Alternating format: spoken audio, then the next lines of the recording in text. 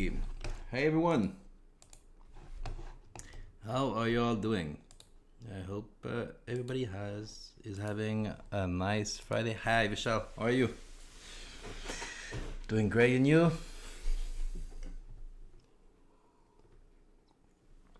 Hello, hello.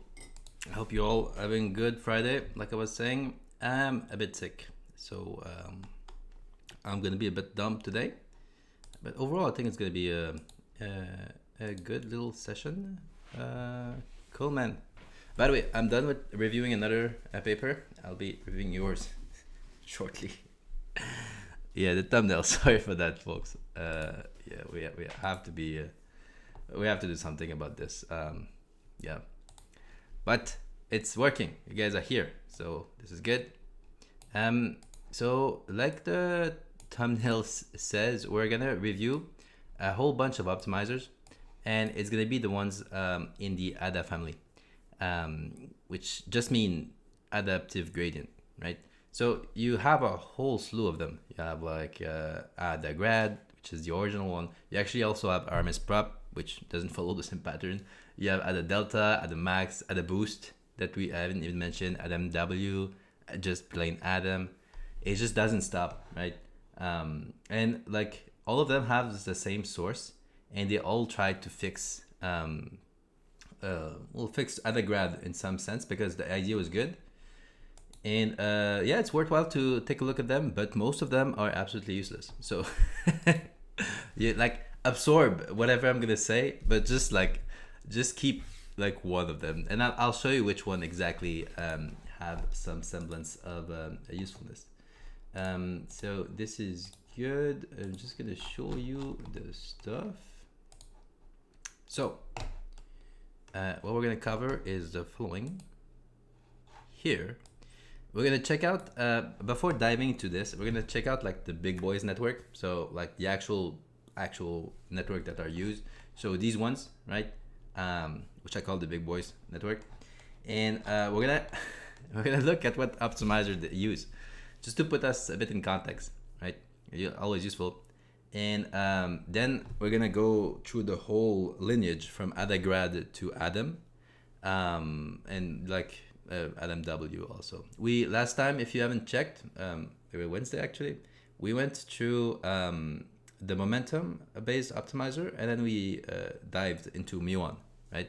So if you want to check it out, you can check it out. I also have a few videos on muon, which is another angle of what's working currently, right? So there's the adaptive gradient stuff that is working. There's the momentum stuff that is working. Muon doesn't use the adaptive gradient type of thing. It just used the momentum, and it's working super well. So with this, you'll have a good idea about like actually what's being used. But before we go there, right? Like this is now a professional stream. We have a sponsor. So the sponsor is like last time. It's Scrimba, right? So you may not be familiar with them because it's historically mostly for front-end people. And this is how I discovered it, because whether you believe it or not, I love front-end stuff, right? So there's deep learning, and then just right next to it, there's front-end. I have no idea why I love front-end. I love React in particular.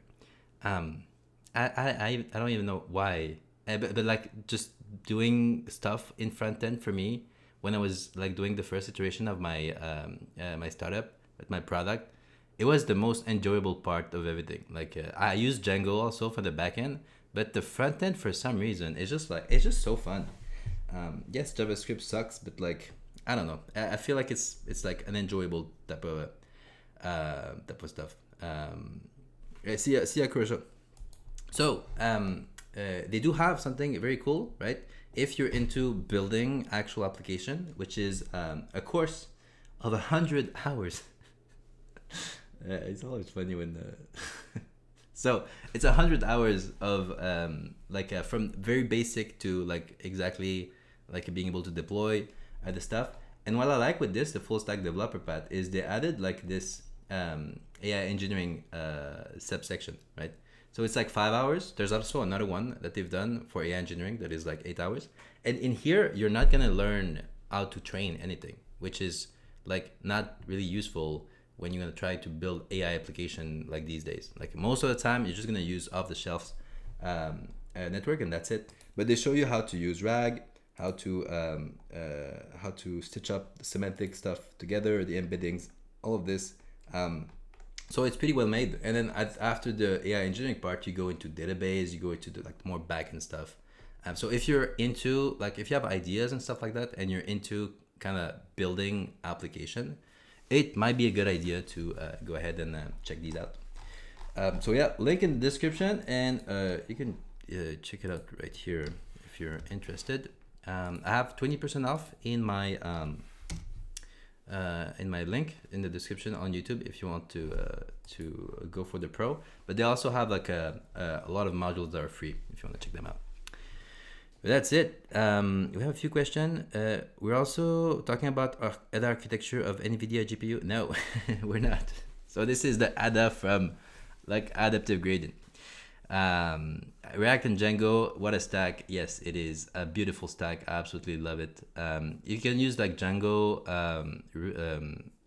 like there's a version of it which like you don't have like the visual of it. You can turn it into a full-blown backend. So this with React, I don't know, man, like you don't need anything more than that. These days, if I had to do it again, I would do it pure JavaScript from the start. Okay, so that's that. Thank you, Scrimba, for sponsoring this stream. Big thanks. It's super useful. Maybe at some point I'll have enough fun to actually get like a good thumbnail editor. Okay, so let's go. First off, I want to check out the Big Boys Network, right? Which are these ones. And by the way, folks, if you have any question during this stream, don't hesitate to just like write them out, and I'll be able to answer them. The purpose of this is not really to learn about adaptive gradient. It's just to have a space for you to ask your question. So this is how they look like, right? The Big Boys Network. And if you see that they're all kind of looking the same, it's because they're kind of the same thing, right? Deep down, they're mostly variant of each other's, right? They have each some permutations, but they are pretty much a variant of each other. So if I put myself super tiny here, we can dive a bit deeper.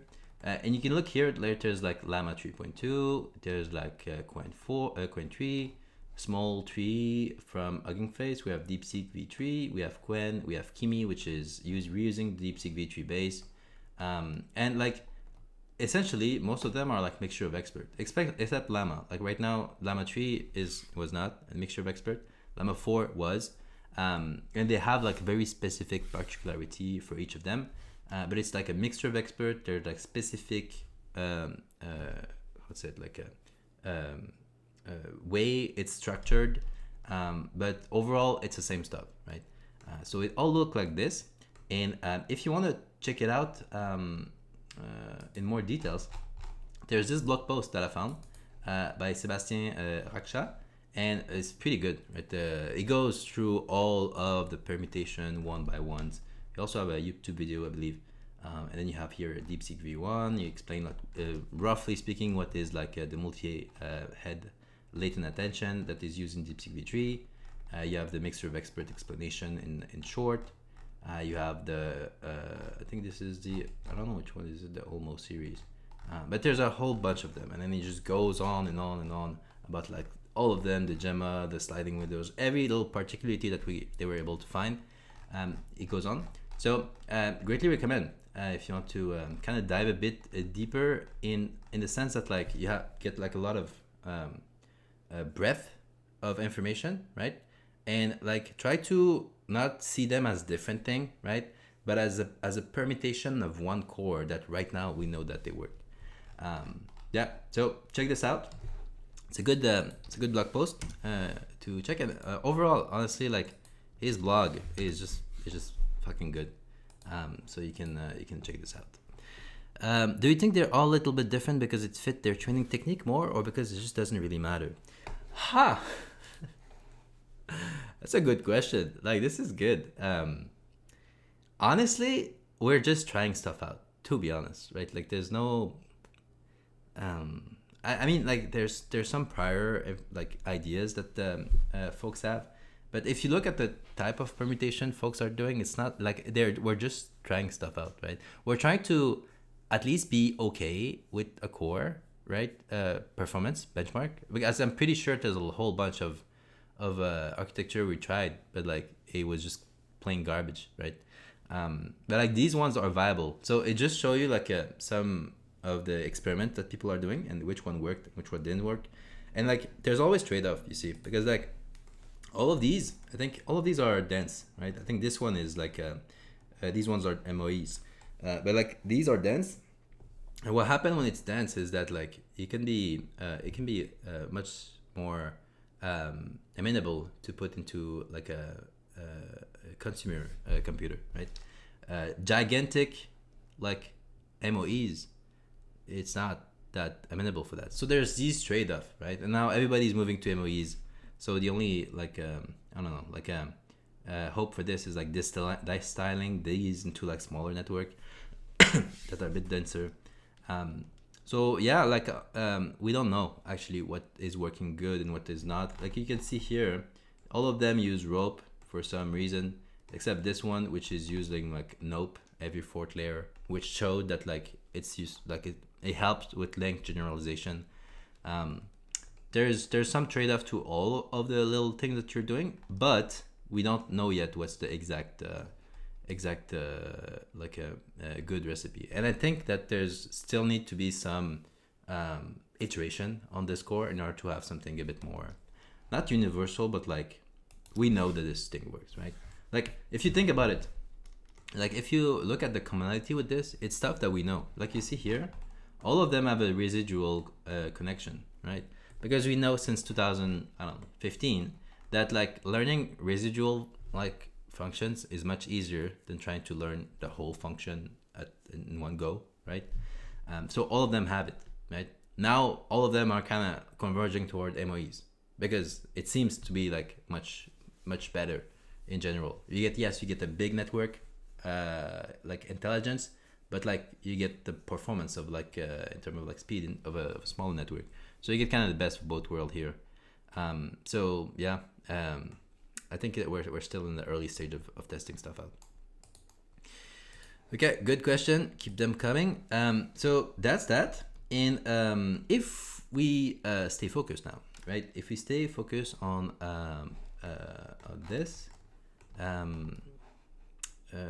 here, what optimizer they're actually using, right? Like you might be wondering, like, oh, since like there's so much diversity, like there should be some diversity in the optimizer, right? It should be fair that this is actually what's happening. We'll check out in a second. We have a question. I was wondering if there is some problem with the accuracy of classification of Gatling network in MOE. I'm not sure, honestly. What would you think that, Ra? Cool. So without further ado, I've compiled with deep research the optimizer, and here they are. Woo! A lot of diversity here, right?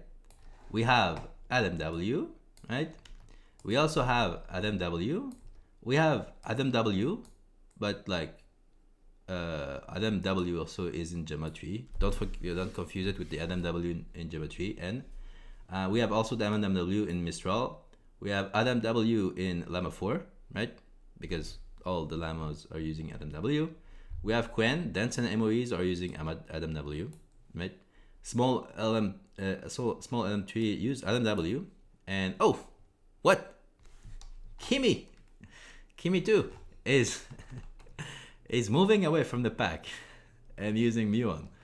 And then GPT OSS is using AdamW and for all the size. So we have the little hipster network here with the Muon, which worked. It worked pretty well. Like in this, it's a trillion parameter, 32B, I believe, active parameter with the MOE, and they were able to train this on Muon. They had to do a different type of Muon, so with Muon like with the QK clip that they call, to not have exploding attention nuggets. I did a video on that. Check it out. It's not that complicated what they did.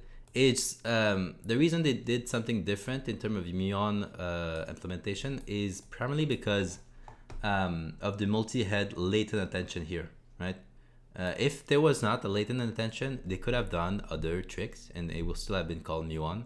But because there was a latent head, like it would have been, there's something else that they need to do that is not kind of standard practice, right? Yeah. So that's this. So this is actually muon clip, and yeah. So most of them are using AdamW, which hasn't changed since 2017, right? I don't know what it like. Here you could I don't know. You can think at this in many ways, right? One thing you can think of is like, well, AdamW is supreme. Like this is the thing that works, right? It's the optimizer that works the best. Or you can think about it as like they're playing it safe because like they don't want to mess up around the optimizer, which will create too much variability. They much rather change the architecture but keep the learning algorithm for changing the weight the same, right? I don't know. It would have been true if like muon was not also a very good alternative, right? And we know muon is good because muon is good in like small network, right? So we had a hint that it might be good also with other network because it had this width transfer kind of characteristic. But then the guys at Moonshot just did it. They did it in 15 billion parameter, I think, and then they did it in their trillion parameter run. And they went into a few problems, right? But like they still did it.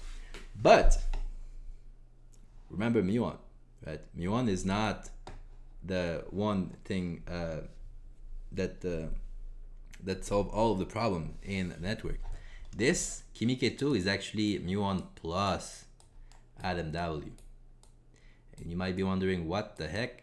And actually muon is just for like the dense weights. And that are in two dimension, which is not all the weights. So everything else need to be AdamW, including the dense weight that are in the input and the output layers.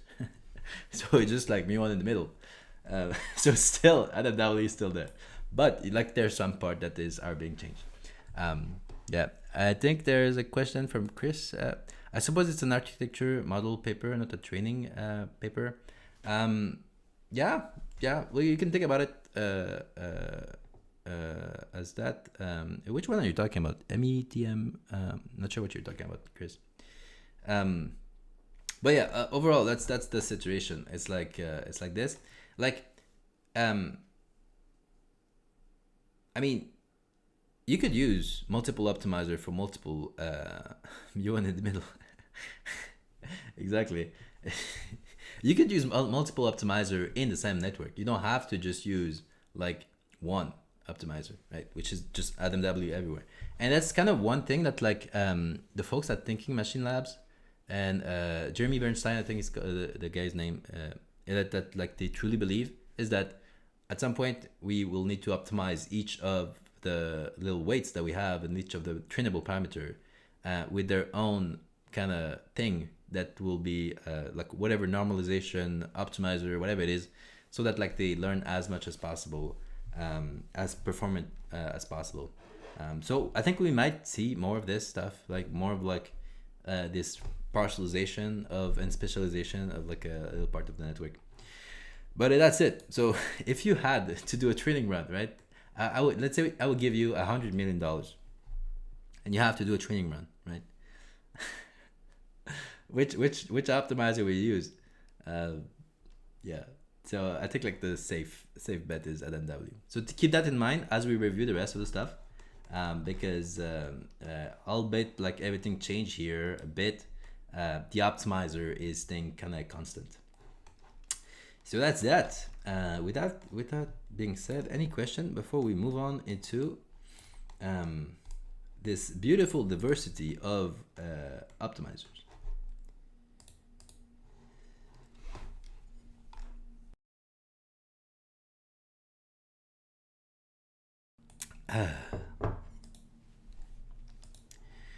Right, perfect.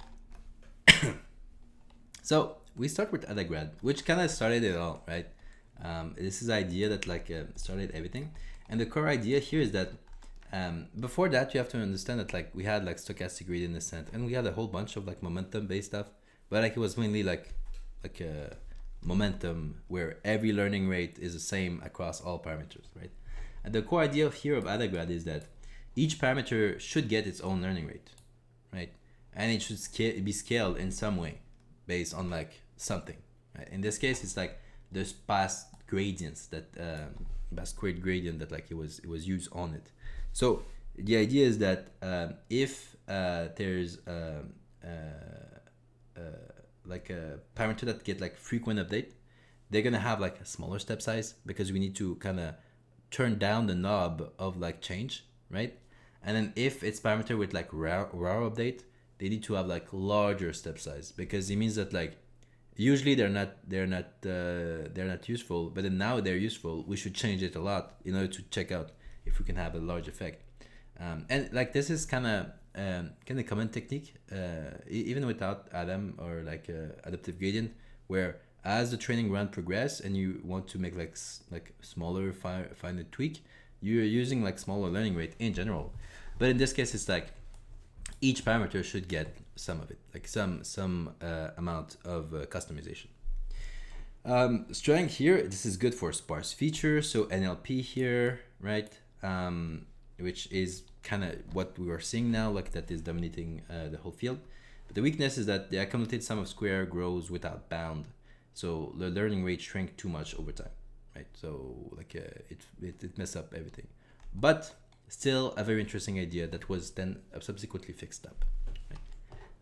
We can take a look at this beautiful website that you most likely know because I'm always on it, which is deepml, right? So this is where like you can check out a bit a bunch of algorithm related to deep learning and try to implement them yourself. So Adagrad is over here, and I never tried it, but it shouldn't be too hard. And well, the cool thing with this is that you get the question here, which is basically implement Adagrad, right? And then you get some of the information that you need to actually do it, right? Kind of a lead code type of thing, right? But also with the education that you need to be able to understand. Because if I tell you like, try to implement Adagrad, you're like, what is it? You just have the name, right? So you need to have some characteristic of it. And like most of the question, to be honest, in deep learning are pretty easy, the algorithmic one, because you never get a monstrous algorithm, almost never, right?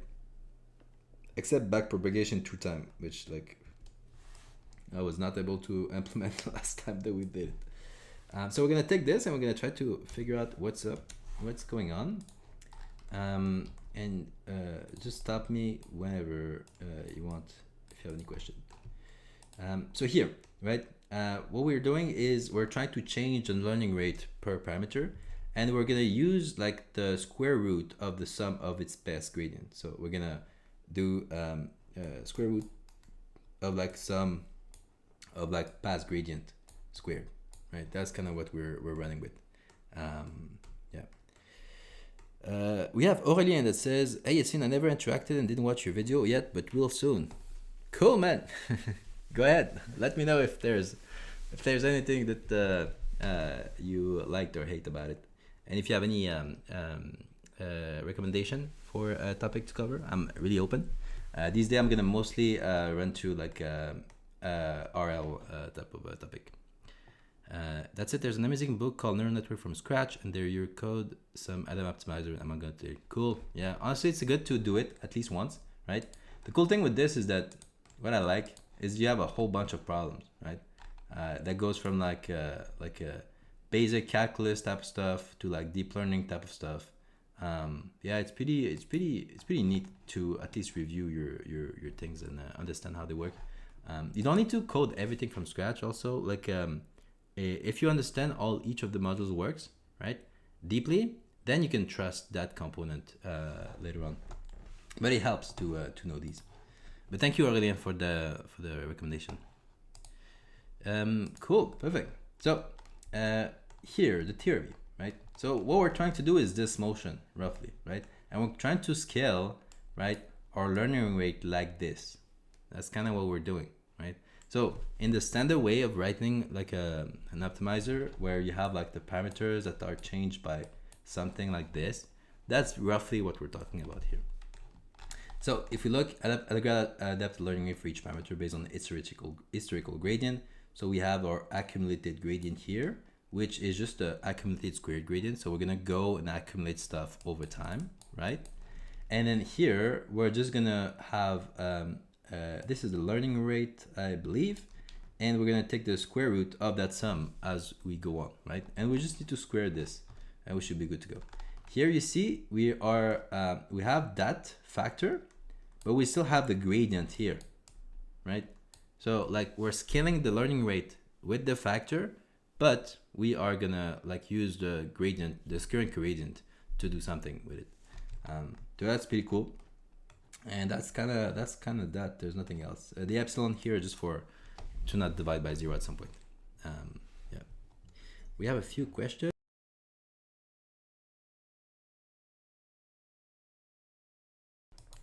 Yeah, yeah. The website is good, honestly. Like deepml, I love it. I actually talked to the guy a few times. His name is Mo. And sometimes he pops in the stream. And whenever I want to do a live on a specific topic, I just message him on Discord and like, hey, can you do a question on new one clip, and then just do it. I'm on the you don't have to use the premium version, but I'm on the premium version. And what you can use here with the premium version is that like there's this thing that I always hate to use it, but sometimes I had to use it, right? Which is like splitting the problem into smaller problem. So well, for the easy problem, you don't have to do it. But like for a harder problem, it's useful to kind of like you try your hands and like doing the whole algorithm. But then if it doesn't work, you like hit the button and you can split it into like multiple sub problems that you solve, and then you get it easily what's up. And then also if you run the code, you're gonna have the test, but you can also have like some hint that there's basically an LM behind it. It will look at your code, look at the solution without showing it to you, and it'll be able to kind of tell you like the delta where roughly you should go. So no, it's pretty well made. Kind of like it. There's also deep zero here, right? We're doing the tour, which is cool. Like what you can do is you can put a whole paper in there, and then you will analyze it, and it will build you question that you can code with like tests and stuff on it. So it's still in beta, but it's pretty cool, and you can just generate question on other stuff. Yeah. So do check it out. Shout out to Mo, right? Thank you for making this. Do you know why so many ML textbooks use proof instead of example? Sorry for the tangent. Well, depends on which ML textbook you're talking about. So if we're talking more about like the statistical learning type of book, let's say the original one with like the yellow cover, and the one that are more from like 2015 and stuff, it was another time, to be honest. It was closer to statistic and stuff like that. It depends on where the information come from, right? Because like then it will be like the the custom of the people, right? If you look at diffusion, right, the custom it come from physics, so the thermodynamic type of thing. So it's very dense, right, in terms of like math notations. So it really depends from where like people come from, and who's writing the information, because you can write it in many different ways. And if you look, when I teach it more with code than like actual mathematical notation. Sometimes I go through the formula, the mathematical formula, just to show you the code. Because then when you anchor it toward the code, it's usually much easier. Like, to be honest, like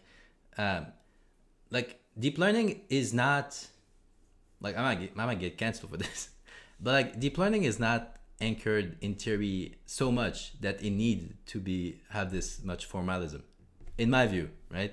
Like, come on, guys, right? The original attention is all you need paper was a bunch of guys messing around, right? That's the stuff, right? Why some things were like that? Like they tried a whole bunch of stuff and then they slapped a bunch of data on it, and the thing worked. And it worked, right? That's kind of the ethos of deep learning in a nutshell. If it works, we're gonna figure it why later. There's a whole bunch of students that will figure it why, and they're gonna improve on it, right? That's kind of how it all is. So I don't know, man. I think like all of this formalism kind of hide a part of deep learning that like you can only kind of grasp through practice, which is no one really knows. Like yes, there's stuff that we know, but like in general, like the question here, right? Like this gentleman question about like, hey, why is it like this? You know, dude, they don't even know. The researcher don't know why it's like that.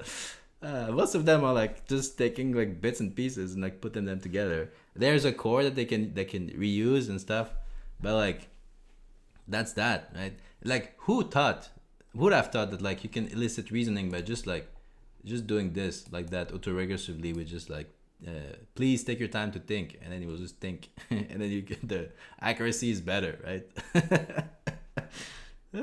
So yeah, in my view, like too much formalism kind of hide a bit this hacker kind of subculture and whatever that like is still there, and that like there's still a lot of alpha just by being creative and playing around with it. Yeah, the creator is on a channel, and I had a meeting with him to chat about a whole bunch of stuff because he's a good friend of mine, and the meeting is now, so he might come into the the live stream. Yeah, we might do the meeting live. I see, but a very good resource, Yannick Kilsher Discord. Yeah, the Yannick Kilsher. By the way, like if you have to choose a YouTube channel to check, right? Don't check my YouTube channel. Check Yannick channel, right? Absolutely amazing how he's breaking down the papers, and he's always inserting like his thought because he's like deeply involved in deep learning like every day. So very solid channel. Check it out. Just for tracing to see proof make it hard to learn. Yeah, man. But it's just language also. Like don't fret too much. Like if you're like guys, if you're getting bogged down with like mathematical notation, usually what you need to do is just slow down, right? You just have to slow down and take it step by step, right? And then like you try to figure out like there's a technique to like understand pretty much any mathematical notation. It's just that sometimes you slow down for nothing, right? It's like, what are you trying to express, man, right?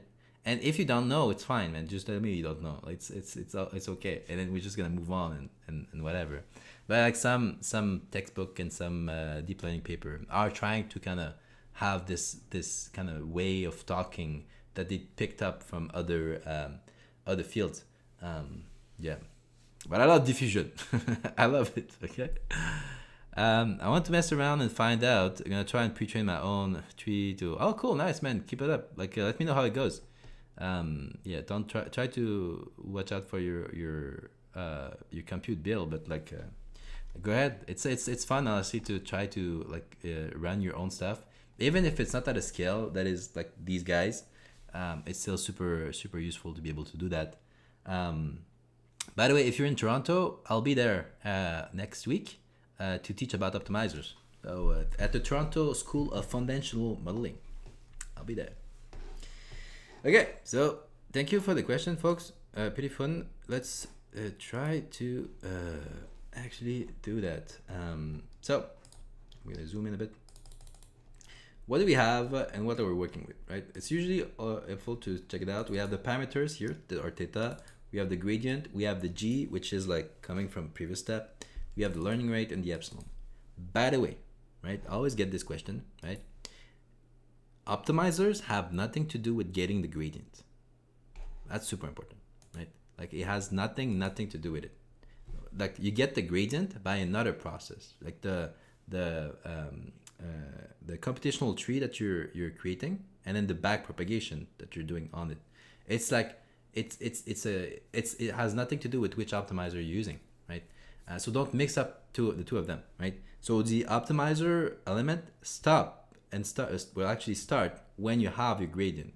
If you have the gradient, it goes in there, and then with this and a bunch of other stuff that you're keeping in memory, you're gonna be able to decide how you're gonna update the weights, and then you start the next wave.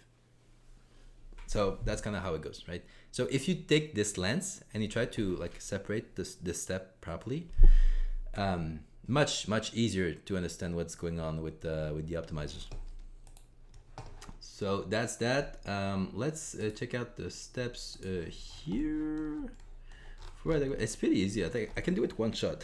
I'll try to do it one shot. I'm going to update the squared gradient like a buffer, and then I'm going to do learning rate divided by square root of that plus epsilon times g2. Yeah, that's easy. Okay, cool.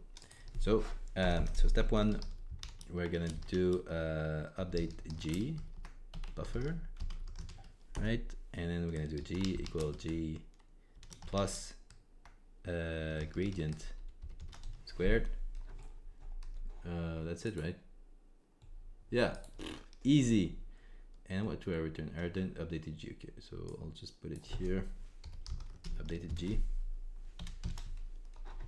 Right there. And then next up, step two, scale the learning rates. Right? And then it's like parameters. So wait. Updated parameter equal the previous parameter minus we have our learning rate divided by updated g, and then we have a square root of 0.5 plus our epsilon here, right over there. Yoo-hoo! And we are doing all of this time the gradient, if I remember correctly. Time grad, right? I don't like when it's disgusting like this, so actually I'm gonna just do this. So updated learning rate, actually more like scaled learning rate, like that. I'll take this whole piece, and then I'm just gonna put it here. Scaled learning. I find it's more more explicit what we're doing. So what we're doing is here we're gonna like update the buffer of summation that we're doing. We're gonna square root it right here, and then we're gonna use that to divide the learning rate by that. So we scale each of the learning rate. We'll scale each of the parameters learning rate right by that quantity, and yeah, and then we just like use that as our new learning rate. That's kind of the idea of it, right? I think I think I did it good. Almost. What's up here? We didn't do it. Okay, I didn't update the parameter here.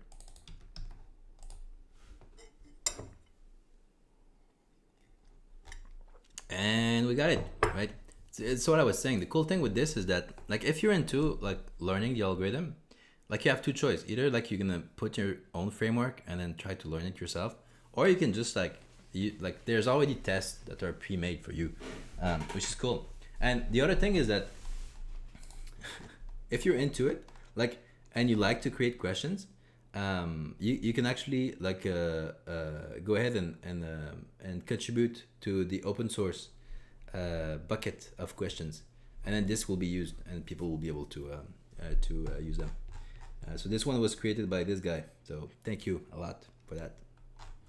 So we done it. We done Adagrad. Any question on that? The idea is pretty simple, to be honest. Like there's no complexity about it, right? And one thing to though also, like when you actually go ahead and look at like historical type of algorithm in deep learning, you realize quickly that like people then didn't know, like they were just trying stuff out.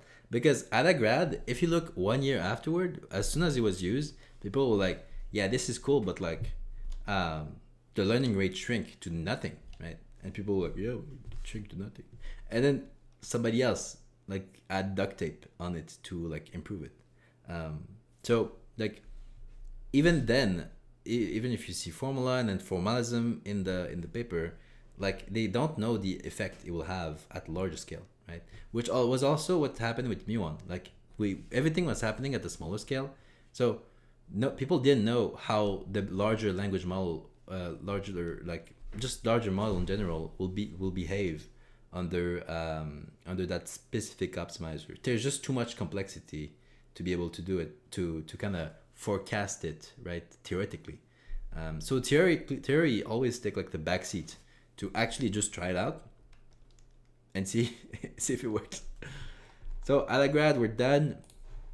We can move on to the next one, which is Adadelta. Woohoo! So what the heck is Adadelta? A year after that, we have this, and then it fixed the shrinking learning rate problem, right, that we just outlined over there, which is kind of an issue.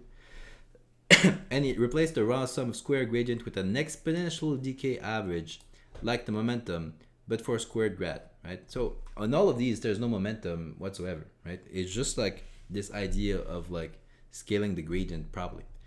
And also use a running average of parameter update to make the learning rate unitless. So this is interesting element of it.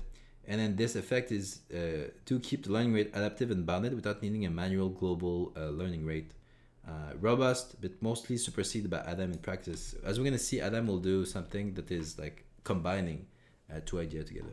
So if we recap, we're going to replace sum of square with exponential decay average, and then we're going to have a running average of parameter update to make the learning rate useless.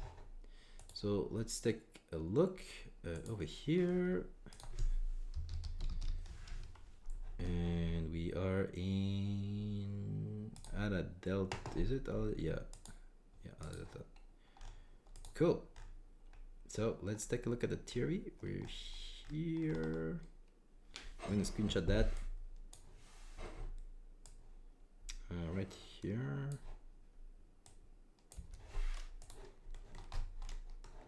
Oh, this is good. This is done. Oops. And we can work on this one. And I need that.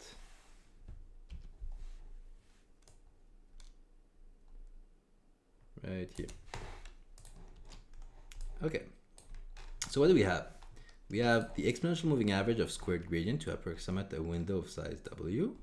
And we have an automatic unit correction through the ratio of parameters. This is interesting because it actually look also a bit more like muon, because muon also is doing like, there's an exponential moving average, and then there's the correction that is happening. So pretty interesting.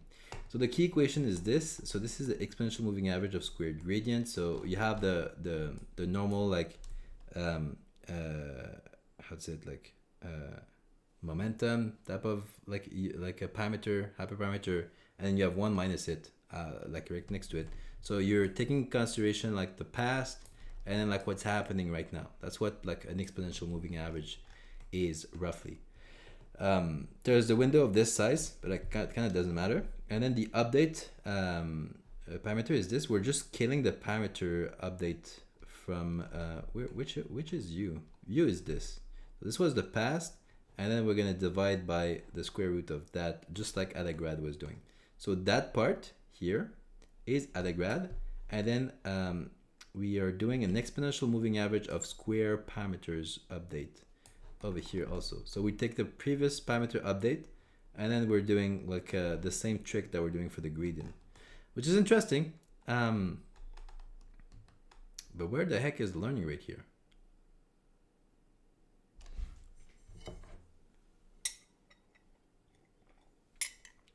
Oh wait, I think like in this, yeah, okay, yeah, and this one there is no learning rate. This is the learning rate now, right? So you don't tune a global learning rate. You just use that, which I think we'll see it here, that the learning rate is completely disappeared. Yes. You see, there is no learning rate here at all. Here it's like the decay rate up for the moving average, and then we have our running average here and there. So it's like learning rate free kind of optimizer that we're using. It's a interesting ideas, right? But like the learning rate will make a comeback with Adam anyway. So we'll see. But it's interesting that we can use that, and then just like basically you can just plug it and it should work. The only thing that you have to tweak is the row, which kind of is replacing the learning rate as a hyperparameter, but this is just like for the moving average stuff. Okay, cool. So if we were to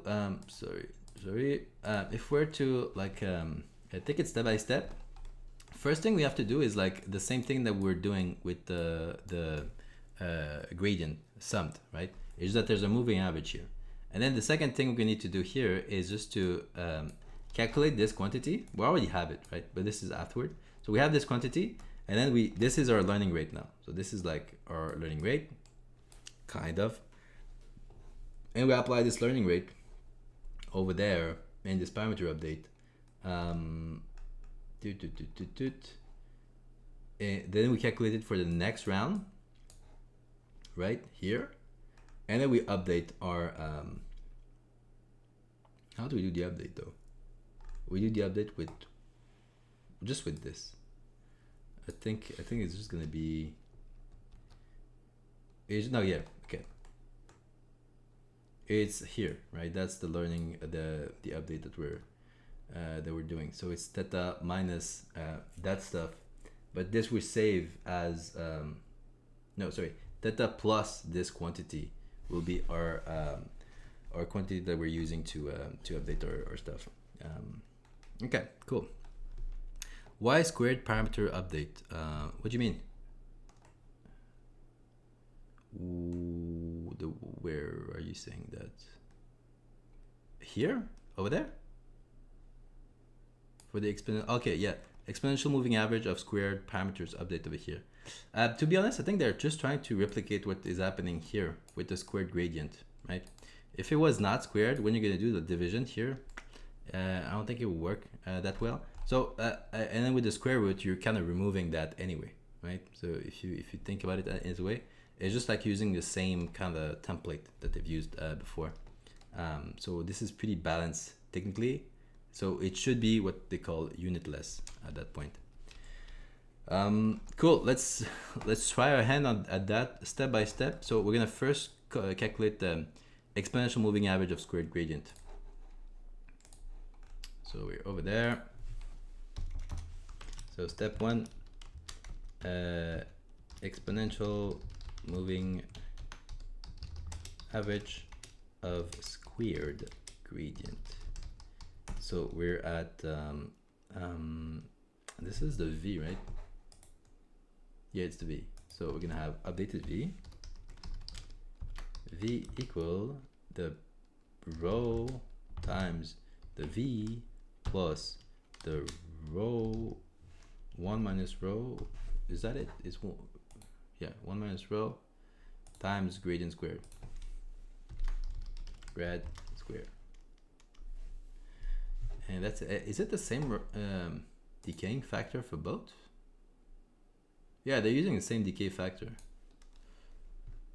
Which I mean, I don't see why it has to be the same. You can maybe like dual parameterize it. I don't know. Yeah. Anyway, they try this out.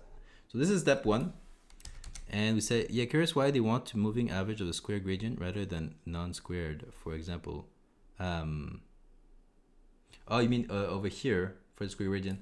I don't know, like the gradient will it ever be negative?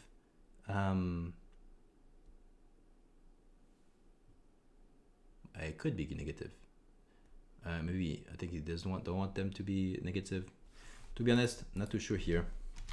So step two, we're going over there and then we're gonna go and do that part. So like here, we're trying to do, this is the parameter update, right? So we're gonna call it delta parameter, right? And there's a minus in front, and then we do a whole bunch of stuff, and then we do times the gradient over there, right? So times gradient, and then we're gonna do the our updated VT will be there, but this is the old one, right? So this is the normal U that we have here.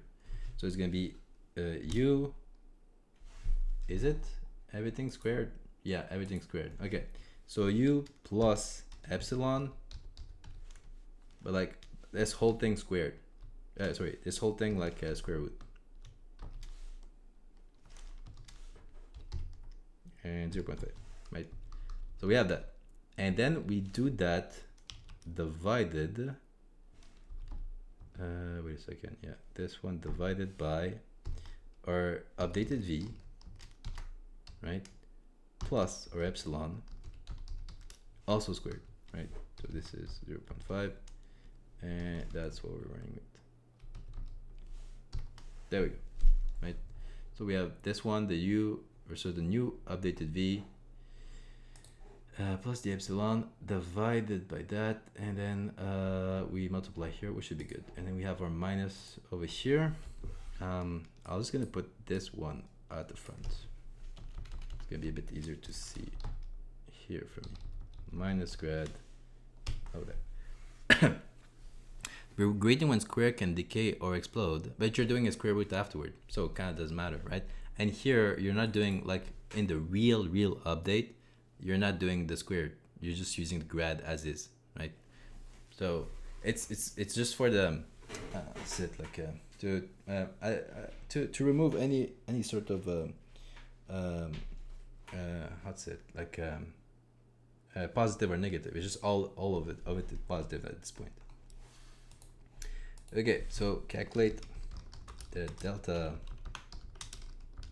parameters update. And we're gonna actually, I think here, this is where we actually need to update something. Updated parameter equal the parameter plus delta parameter. I think that's that. And then the step 3, oh, sorry, this is step 3. Step 3, update the parameter,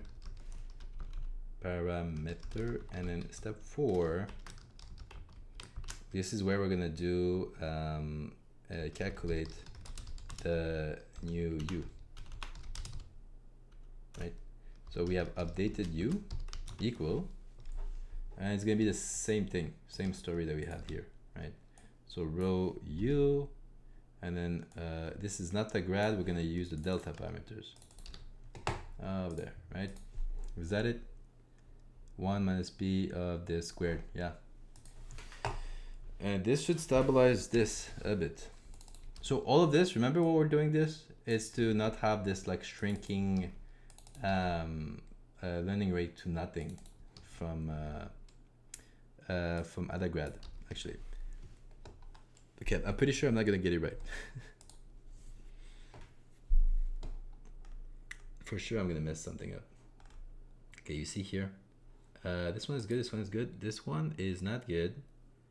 I don't know why this one also is not good.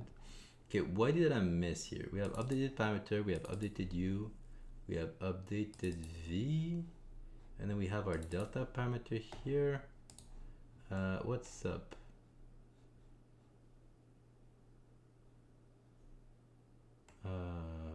Okay, what is the so an adapted learning rate that automatically download the unit of the update.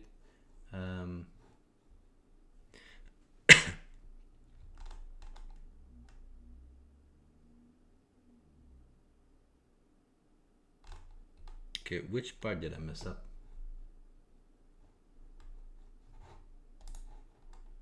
So this one is fine, I believe, because we have the v here, and then this one is it fine? By the square root of that, and then we divide by updated v epsilon square root of that also. So that shouldn't be too bad. I think that's good. And we have our minus here. It's maybe here that I'm messing stuff up, but I don't think it should be a minus here. And then we have here the new u.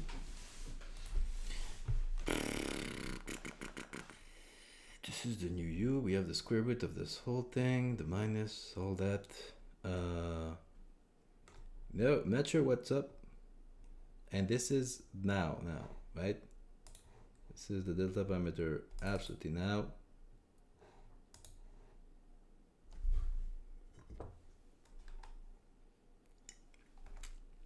No clue.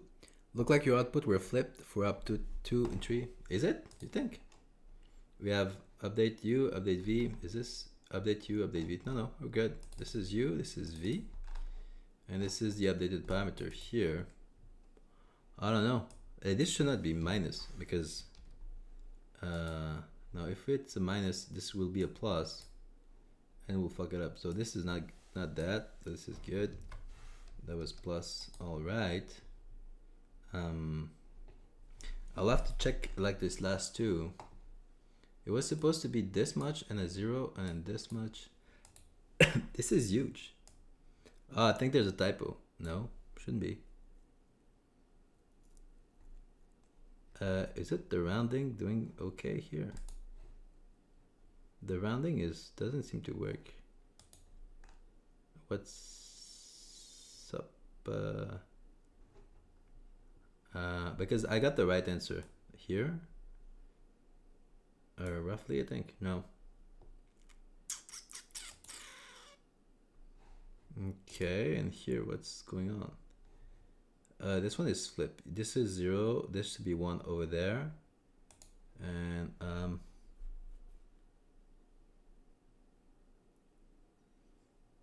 it's messed up a bit. You said this one's a minus 98, and this is 0.98. I don't know what's up. Yeah, but like its exponent is 0.3 here. So like roughly it's good. I don't know. Guys, debug me a bit. What is going on? No! We were doing good. No! You see here, this is 1,000. 0.95. I don't know. Like should be pretty good. What did we fuck up? This V is nice. This is the updated V. Updated V here. 1 minus P. So 1 minus rho. And we're using 1 minus rho also here. So that's not the issue. And we have a grad squared of it. Oh, am I squaring this? No, I think this is good. Yeah, this should be like not an issue. And here, same, we're doing like this properly. There's not an issue here. Okay, so here, wait. This is a square root of that, and this is a square root of that. And then we divide these two. Seems to be also all right. And it's the old one plus epsilon. And this is a new one times the current parameter.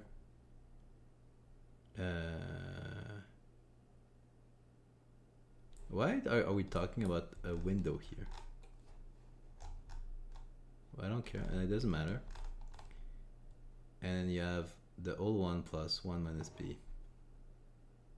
And then we have the gradient squared. Okay.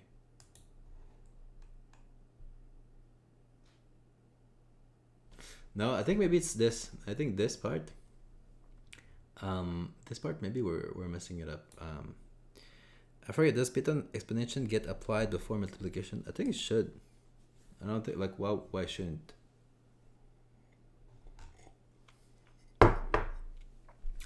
Okay, let's get an int.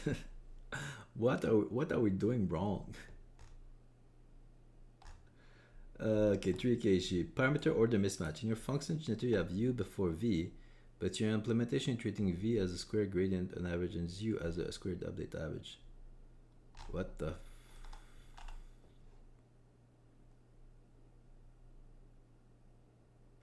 Oh, you see that?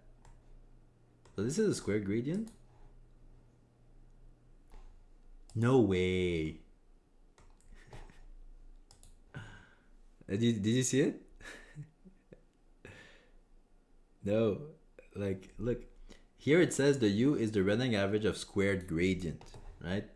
So like this one, and then Here it says the V is the running average of squared parameters update, right? So this is the V. Like, guys, incredible, incredible. I'm gonna fix it. You see, I think it's gonna be all's well. So this is that, and wait, the delta. Wait, this is V. This is my updated U. And this is good. This is good, and then this is has to be V. This is V, and good. Let's try it out. Oh, we got it! Woohoo! Easy. Hey, Kevin. Yeah, I do read live chat. I'm in both YouTube and live and Twitter, so like I'm gonna read both of them. My setup for live stream is absolutely garbage, so bear with me if like I'm slow to read your message. So we were about to do a whole derivation, but we just flipped the thing. Yeah, I think this is a good reminder, right? To like, I don't know, man, like always look at what is given, not with like proper parameter names, right? That's usually an issue with a lot of the mathematical stuff notation that you're gonna see. You're gonna see U, V, E, X, whatever, and then if you just take it for granted, right? And you don't spend the time to not say U and V in your head and actually like I just did here, and actually say what that thing is actually supposed to be, you might run into this issue. And this is a tricky one, right? So Mo, if you're listening, come on, man, why are you doing this to me? You put U and V as the opposite of what it is in the learning section. He's trying to trick me. I know, he's trying to trick me. So that's that. So this is the Adadelta optimizer, and yeah, it has some good. That's it, like some good element to it, which is like you don't have to set the learning rate. You're good to go, right? You just go, and then you need to adjust this row value, right? So that like for the exponential moving average of how much you want to keep in the past as you go through the gradient update and the squared gradient. But like that's all there is, and this, it doesn't have to move too much, but it's not used that much. It is not as performant as what we're gonna see in a second, which is good old Adam. So Adam comes from, I don't even know, I think it's 2014. I think it's,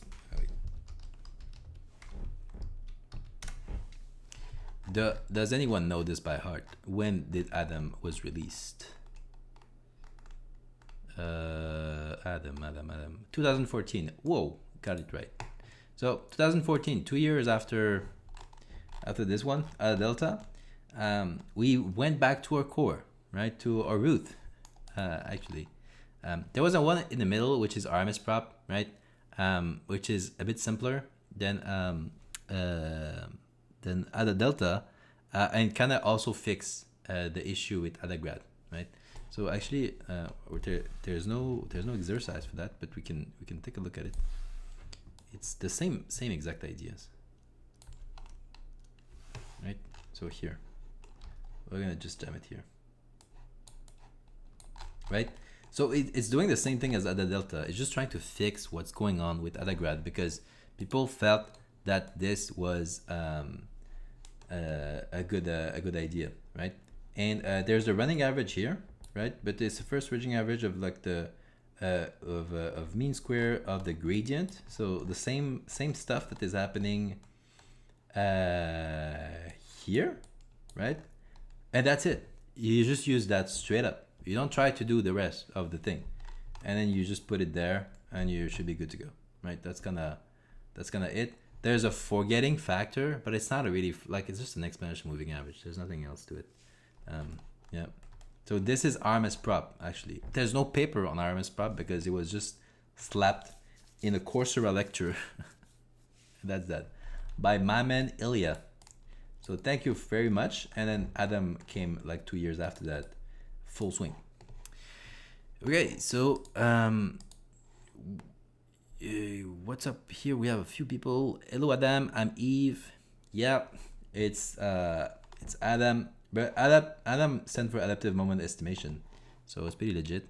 We have Samuel that says, hi, I young like 11. I make malware shit. It's not running normally. You're making malware. Best of luck. Keep it up. Have you tried to pre-train the small LM? Which one? I think a guy is trying to do that. I think it's Chris. Chris, are you trying? Like, Chris is trying with 3 to 500 million parameter model. So, yeah, keep it up. Okay, so Adam, what we have, you have to look at Adam as a combination of two things, right? It's a combination of momentum, and it's a combination of the RMS prop lineage, right? So it's the adaptive gradient plus momentum. So this is what we have, ADA, so adaptive gradient, and then the momentum, which is the M, and then that's this whole thing. So it's bridging the two things that we've saw, and this is what it creates. So because it says effectively that like the momentum aspect is important, right? Because these one don't have it. They don't have like the momentum aspect in here really. And then being able to like change the learning rate per parameters is also super good, right? So that's the idea. It's widely used approximately everywhere, and it's not too complicated. We can take a look at the idea of it, right? I already covered it a few times, but it's nothing too complicated. So it's here. And by the way, as soon as you do a few of them, right, you start to kind of see how to say it, like the like you start to see the pattern, right? Like it's not that complicated. Like you always have the same overall structure, and then there's a few things that are being changed, right? So this is the pattern for Adam. We have our momentum, like we saw before, right? And we have our adaptive gradient element that we saw before. Don't look at this, right? And then this is what's happening. So the momentum is applied over there, and then the adaptive gradient element is applied to the learning rate over here, right? So there's a kind of a push-pull between these two elements that are going on. So that's that, and the actual code is not that bad. And the stuff that I told you not to look at, right, is just duct tape, right? So there's a bunch of duct tape that they've added here in order for like the initialization to not have too much of an impact, right? Because it's in like the buffer that you have over here are initialized at 0, and if you're not careful, like at the beginning, it will mess up the learning rate. It will mess up the learning from the get-go. So what you're doing is you're scaling them up at the beginning, right? But as the time step of the algorithm increase, you're not doing anything. So if we're at time step 100, what you're effectively gonna do is like be at the 100 here, and this is like 0.9. So you're gonna effectively have like a effective 0 here, right? And you're gonna do 1 minus 0 divided by that. So it will just affect like the very first element to scale them up a bit, which is just duct tape if you think about it. So mu1 doesn't have duct tape, by the way. I'm becoming a mu1 fanboy. They didn't try to add a momentum to adaptive gradient ASAP. Did some tests. I don't know what's up. But like remember, like 2012, like we're pre AlexNet here, right? Like not everybody thought about deep learning at all, to any extent, right? So they were still like SVM was still reigning like supreme on the machine learning field and whatever, and like the forest algorithm was good. So it was much slower pace of innovation than right now. So you have to take that into consideration when you're looking at some of the stuff like this. People who have been trying like right now, if this was like released, AdamW, let's Adam. So like it was just a different time. Took a while, and then they tried this, and wow, it worked. But okay, wait. Let's look at the code, and then I'll tell you the rest of the story. This one I already did, so like we can just take a look at the structure, but like inherently there's nothing complicated, right? If you look at the code, it looks like this, and like it's very clean and step by step. There's nothing hard here.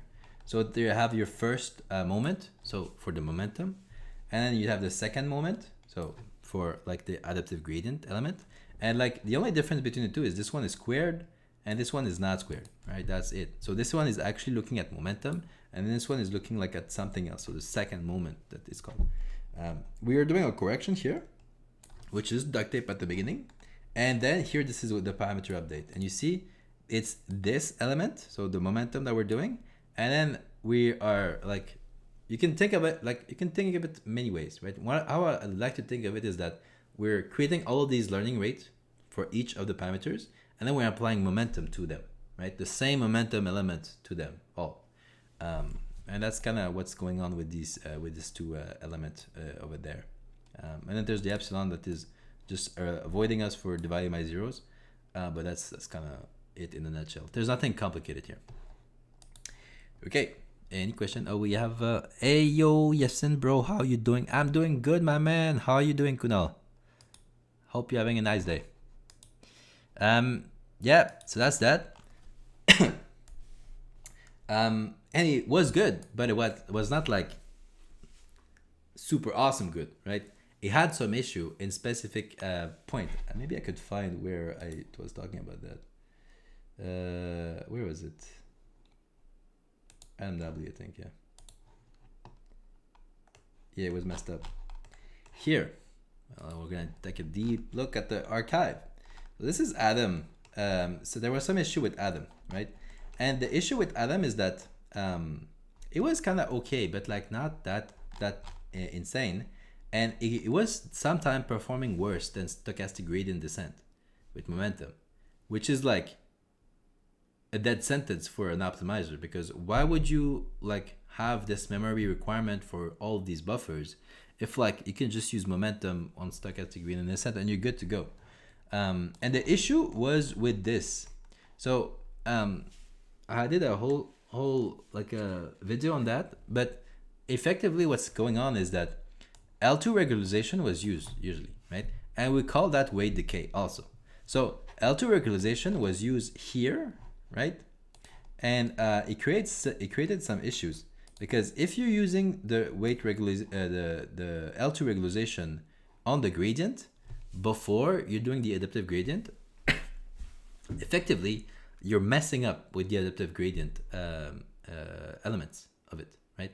Versus if there's no adaptive gradient element and it's just a momentum, you're not really messing with anything. In a nutshell, this is what's going on, right? So by having this here, it just messed up Adam a lot, right? And L2 regularization was kind of used like routinely.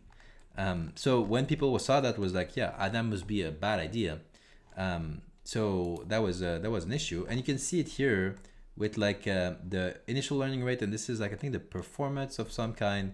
Stochastic gradient descent is kind of good like everywhere here, and Adam is kind of sucking a bit here. And then when you have the weight decay here, the weight decay for stochastic gradient descent, so another type of regularization, like you get this, which is a better surface, right, across multiple weight decay parameter and multiple learning rate, and Adam also become better in general, right? So the only change that happened was that instead of doing the weight decay here, so the L2 regularization, they actually did it like at the end, and this changed everything, because then you get the regularization, right, of like not having too big of a weight update, too big of a weight in general. And you don't mess up with your adaptive gradient. Now, Adam was super performant, right? And this, ladies and gentlemen, is AdamW. That's it. So there is nothing else, right? Adam, we saw it. AdamW is just like, when you're done with it, just decay the weight with this decay factor over here, right? That's kind of all there is to it. And yeah, that's what happened. And from that point on, AdamW was absolutely the big boss of everything, actually, and it still is. There is nothing that come that close except Muon, but it's only for specific layers. They tried to improve on Adam, right, before the old AdamW kind of idea. And then basically here we have adamax. And the idea is to use the LT norm of path gradient for scaling. And adamax replace it with the Adam used the L2 norm of the path gradient for scaling, and adamax replace it with the L infinite norm, the maximum absolute gradient. But like, I'll say, it was not that useful. Like, it's just an optimizer, right? Like an attempt of trying it out. It worked in a few toy problem, but not in everything, right? Somebody says, why did they even try to add L2 not in the end? Like, to be honest, that's it. There was a semantic also misunderstanding, because if you look at L2 regularization, it's also called weight decay, right? That's that's what it is. So, but like, weight decay is its own thing, which is you're decaying the weight at the end, right? So there's a kind of a mix-up over here. But like, I mean, they are not gonna try everything under the sun all the time. So if they try like out of the box, like library, and then L2 regularization doesn't work, like, you have to wait for the algorithmic people to come there and then update that, because it was implemented like this straight up. Yeah, so this is good. The strength here for adamax is very stable with large gradient, good with diverge, but like rarely outperform Adam in any case. It's used in like niche kind of network, but honestly I don't even know like where adamax is used that much. In doubt, just use Adam with weight decay. Honestly, like, there's no need to reinvent the wheel here. We can look at adamax. I think we just have to do one little ETBT change here. Let's take a look at it actually, and I think we're gonna see it straight up where it is. Okay, over here. Off topic, yes, and bro, we have an off topic question. Those are awesome usually. I can't wait to read what you're asking. Over there. I have one question. I'm a web developer, but I love AI too. I just wanted to learn these cool stuff. To tell me what's the best possible way to learn. Well, my man, let me tell you about today's puzzle. I'm joking, but also not joking. If you're a web developer, to be honest, right, just go in there, right? Just go there. Right? Scrimba. There's the full stack developer path. If you're already like you know how to make the front end, back end, don't choose this one. Use that one, the AI engineer path, right? And then like with this, there's like a full course from like, you know, nothing about the AI, like LLMs, how to use them. It's not just LLM. There's also like the vision models and stuff. And then with this, you're able to kind of know how to make like a RAG system, even an agent, which is like just LM with tool use and a loop, right? How to deploy these stuff like on Cloudflare.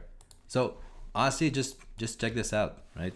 You can check this out here for like, there's some of the free courses, but if you want to actually use like the actual like a paid course, there's a link in my description of the video to get that. Yeah, it's a good course, to be honest. And once you have that, then it's just about like you playing around and like making stuff. You don't have to train your own model, especially if you're a web dev, right? And you just want to make application. Don't train any of your own model. You don't even need to fine tune in most cases, right? Right now, like fine tuning is not even like that useful, except if you have like a mid-sized model, that might be a good idea. But like most of the case, you have a gigantic model. You're doing context engineering, and then like if need be, you can RL the model, but even then it's like you're taking a step too far. Okay. What's all this other stuff, and why has been haunting deep learning since stochastic gradient descent? That's a good question. It's still haunting deep learning. Adam is still there. Like they wanted to put L2 closer to the original loss function as opposed to its origin, to in the origin. To be honest, I don't know why they put the L2 there. But like usually the L2 norm, you're trying to like hit the gradient, right? Like that's kind of what it is. It's just that like if you do that with the adaptive gradient system, optimizer system, you're gonna mess up the adaptive gradient completely, right? While stochastic gradient is set, you're not messing up anything, right? It just works. So this was an issue, and there's a whole paper on like why this is messed up to do and why you should not do that, and instead just like move this at the end and you should be good to go. So you can check out my AdamW video on that. I have linked to the paper over there. I appreciate you, bro, but any free open source resources? Yeah, there's a lot of them, but like there's also a book you can take. Like there's the AI engineering book that I really like. There's the LLM. Yeah, this is not that useful. But like at the end, it's just like you just need to use these. I said like these LLM effectively. So if you just don't want to like learn like the RAG and whatever, you can just check out like start with Anthropic because they output a lot of their stuff, how to like create things. Start with use their stuff, check out their videos, check out like their GitHub. There's a lot of snippets, and just start building stuff, man. Like that's all there is. And if you want to have like more specialized system, let's say you're trying to do semantic search or like a RAG system, then you're gonna have to look for this specifically. Context engineering, you mean RAG and the rest? Yeah. Context engineering is like it's not gonna disappear anytime soon, because the issue is the context window, and the context window quality is not uniformly distributed. So you need to know how to shove the information properly in there, and like it's not properly documented because no one knows really, right? There's too much variability, and it depends on each of the models. They all have different context size and like whatever it is. So like context engineering, like knowing your model, knowing how to work a bit internally, like knowing how to like condense the information into like good signal to get whatever you want, manage it so that it doesn't grow like crazy. All of this has nothing to do with the research side. It has everything to do with the engineering side. Yep. Don't excuse yourself for interrupting. This is the purpose of this stream. Like this ADA stuff is not that useful, right? Like we were done technically at the beginning, which is like just use AdamW, guys. Like don't try to invent the wheel here. Okay, so what do we have here for adamax? It's been a while since I last saw that. So in Adam, this is what is being used, right? We're using this L2 norm, and what they're saying is that don't for the VT here. Instead, use the maximum of between like the kind of a wait a second of what the heck is this? Yeah, this one. Okay, maximum between the gradient and then the L2 norm, the L infinite norm here, right? So the biggest. Wait, what the fuck are we doing here?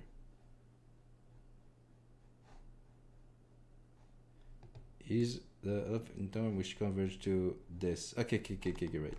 So we're using the maximum, checking the maximum element, and this is what we're gonna use to do the scaling here. Okay, cool, I get it, right? So the adaptive gradient that we're doing here is just like scaling by the biggest one, and not scaling by each one with its own.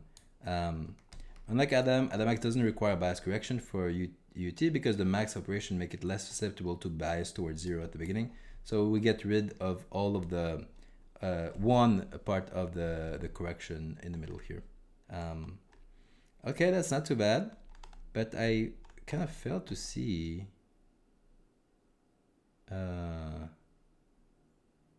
why. So this is the maximum of each.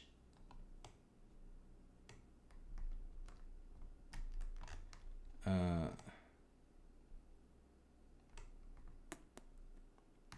not sure what's up here. but it's like scaling it instead of like the L2 norm is scaling it with the L infinite norm. But I'm not sure which element is taking it. I think it's taking like the biggest gradient everywhere, and then we're using that. And it's either the current one that is the biggest or like the previous one in each of these. Yeah, okay, so that's the choice. And it's not used in any cases. Anyway. Okay.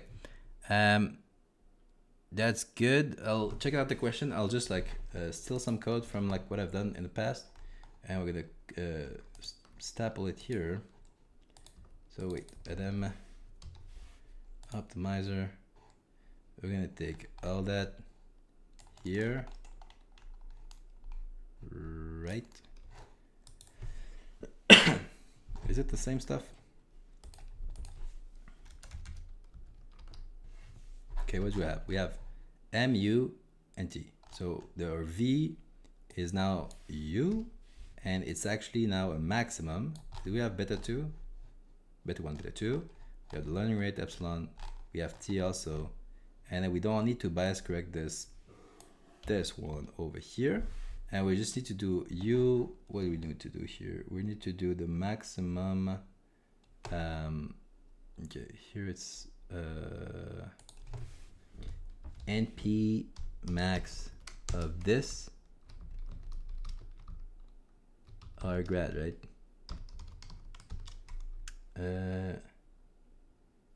I don't even think it's gonna work like that. And we're gonna put you here. Okay, so this will not work for sure. So this is L infinite norm over here. We are bias correcting our stuff, and then we're doing learning rate m corrected versus divide by directly. There's no epsilon here. Yeah, we need to put it anyway. Okay, so okay, it's u here. Should be good. And then we have m corrected that we're gonna put here. We have our u. I'm gonna call it updated u. And then we have our parameters. It's gonna call updated. The max, I might mess it up here. Woohoo! We have nothing working. I love it when this happens, like when absolutely nothing is working. I think the maximum, I think I need to do something like that. I think that's what's up.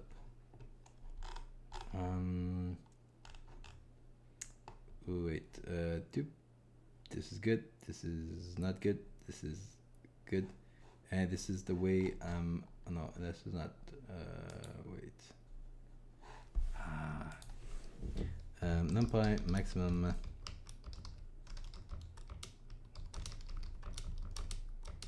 scalar.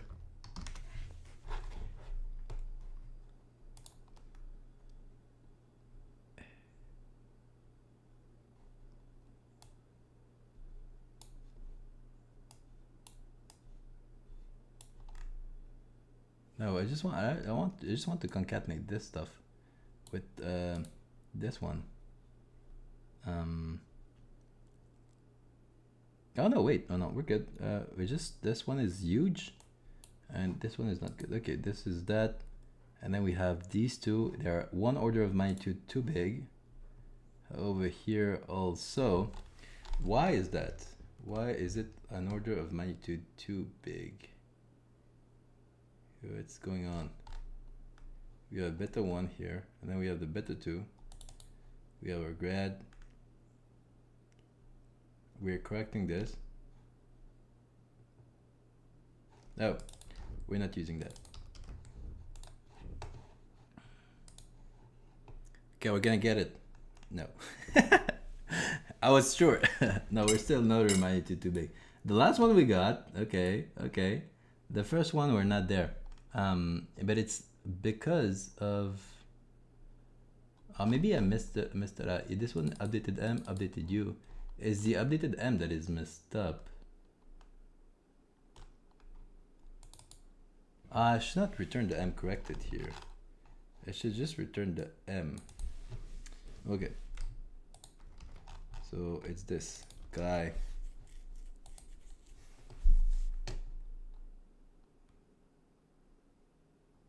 Oh, we're making some progress. Okay, this is good. This is not good because this is 2.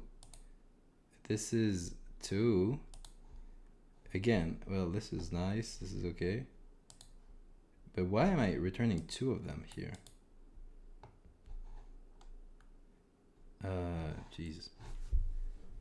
I just want to. No, I'm just a bit stupid here. Give me 2 seconds. I just need to fucking understand how to do the maximum that fit here. I should just concatenate these 2 and that should be good. Cut in limit wise maxima. Okay, wait, no.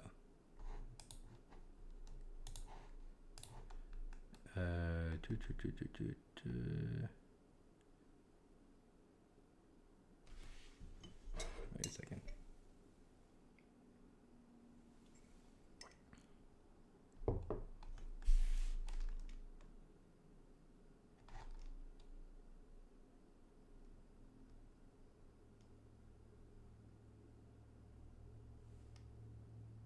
Okay, what the hell? Can I just concatenate this with them?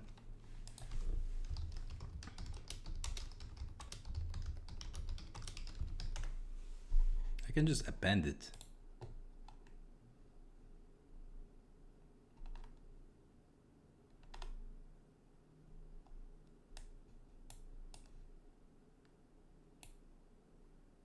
Yeah, I can just append it there.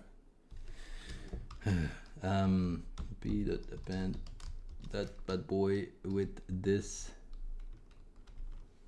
No, that's not how it is. Oh, jeez, wait a second. Concatenate, let's go. Concatenate these 2. Absolutely disgusting way of doing it.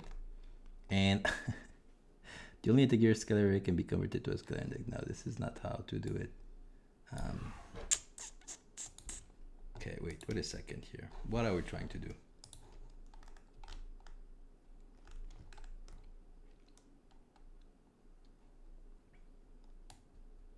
It's the maximum between this and that one.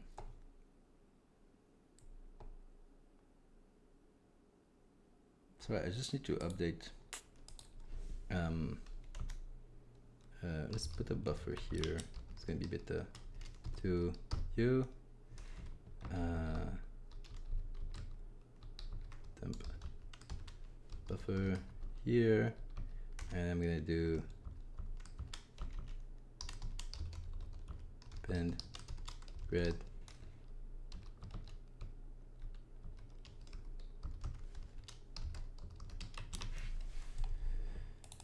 something like that. I'm right now just trying to make it work.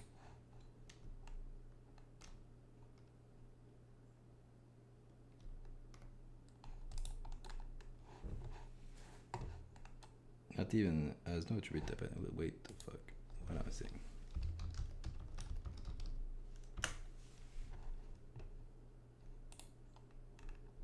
Well, it does, yes. NumPy object has no attribute. Is it an it's 2-dimensional. Oh shit, wait. No, wait a second. No, I'm fucking it up. Okay, wait a second. Chat, help me out. How do I, you know what I'm trying to do? What's up? What's going on here? Do we have a, can take the max value of either array and the max of both of those? Yeah, we could do that.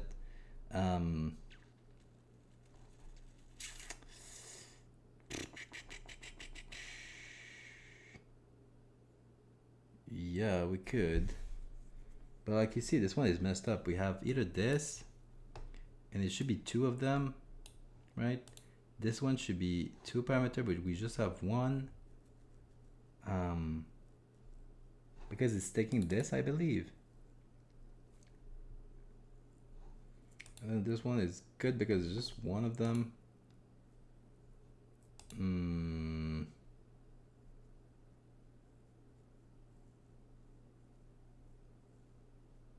Wait, what's the size of grad here? It's a 2D array, it's a 2D array.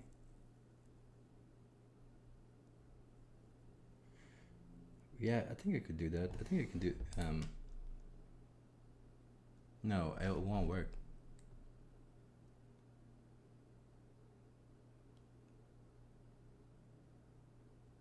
Oh, I'm not sure. I'm not too sure. Yeah, I think I need to concatenate. Yeah. Concatenate. Okay, wait a second. Concatenate np.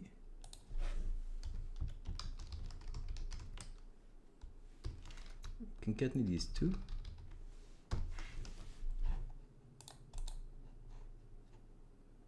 The only thing that is a bit like a bummer. Wait a second, no. Okay, this is almost good. Zero-dimensional array cannot be concatenated with. And here, why is it zero-dimensional here? It doesn't have the same size. This is 2D.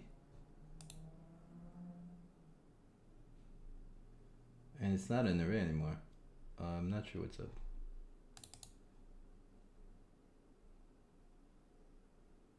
Wait. I updated you.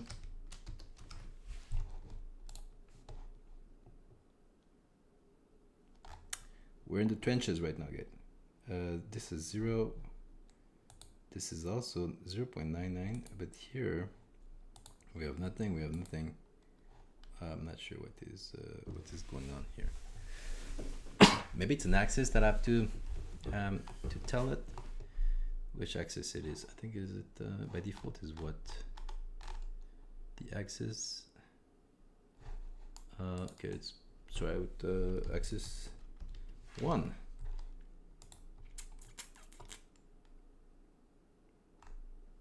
No, because this is out of bound. This is out of bound. This is also this is not even accepted. Yo, to be honest, guys, I'm not too sure. We're gonna defer our brain power to straight up the LMs, and we'll maybe figure this one out. We can get a quick hint.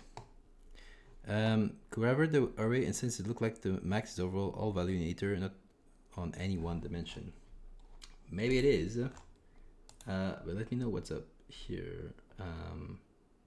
Because we got roughly the right stuff. Here it's saying you need to implement ut max of this too, which should handle both scalar or input. That in your test failure, the u value is scalar, and when it should be an array matching the parameter dimension. Use np maximum as the built-in to properly handle array input. So they're saying I should just use that. There's a difference between the two. Maximum can take from 2 to 3 positional argument, but 1 were given. Okay, how the heck do we use a numpy maximum? What's the difference here? To be compared, they must be broadcastable. Okay, so we just need to use that like that.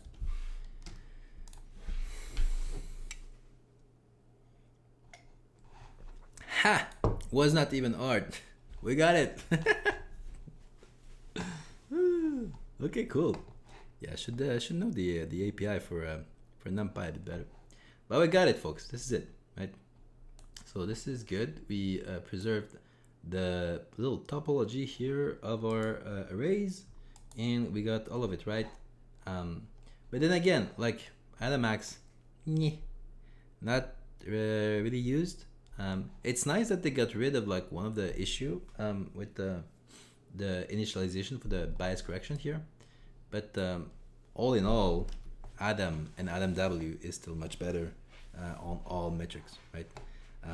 I don't even know any cases where they use adamax. There is area where folks will use a different type of Adam, right? In Kimi, I think it's Adam Arctan. No, it's in the HRM. It's Adam Arctan 2. It's called, but it's all derivation of Adam in the end of it. Okay, so we have a few questions, and then we can maybe wrap this up. What do you think about Adam Fused? Is it the same as the regular Adam? Adam Fused? I never heard of it. Adam Fused. Where do you heard that? Maybe I'm not up to date here. For the Fused kernel. But it's just an implementation of Adam, right? I don't think it's. Yeah, I'm not sure. Is it the Fused version?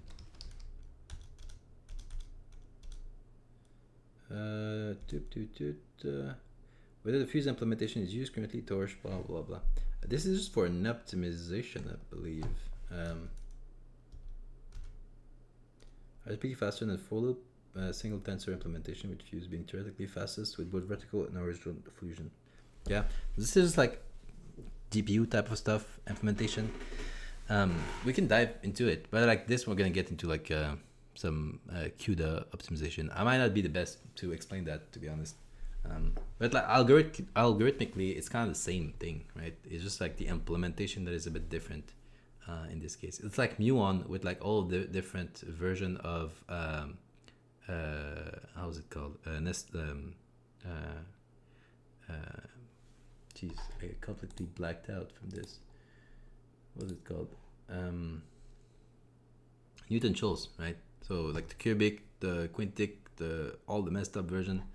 Kind of the same idea here, but here it's for like a GPU optimization. So yeah, not too much comment on that. Could revel the array. So thank you RKHS for debugging me. We got it at the end of the day. Yeah, so that's it.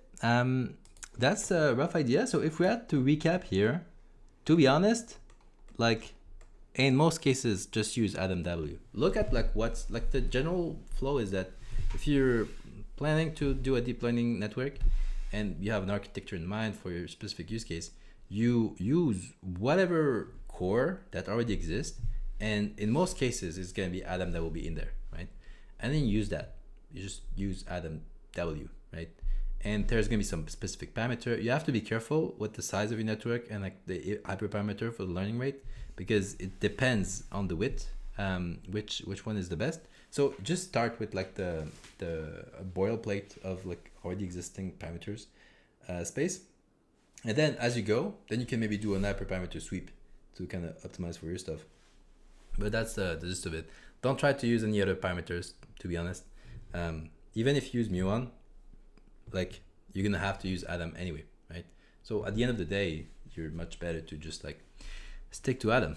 So that conclude a bit our investigation of the Ada family, which kind of ends up being AdamW has been good for I don't know, like no, it's like more than a decade, right? So kind of use that. Any question? Anyone?